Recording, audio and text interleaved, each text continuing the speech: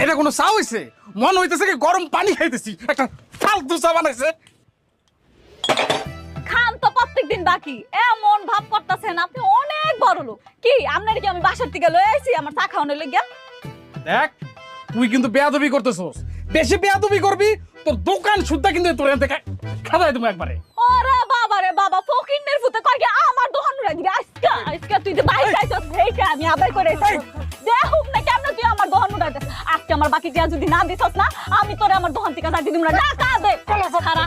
এই এই আমি ডাক দিলাম, এই দাগের বাইরে এক পাও যাইতে দিমু না। টাকা দে, বাকি টাকা সব ফেরত দিবি। আমার মটকা গরম করিস না, টাকা দে। ভাই যেহেতু দাগটা দিয়ে ফেলাইছে টাকাটা দিয়ে যান, টাকা না নিয়ে উনি আপনার যাইতে দিব না। ডাক দিয়ে লাইছে। হ্যাঁ দাগ দিয়ে ফেলাইছে।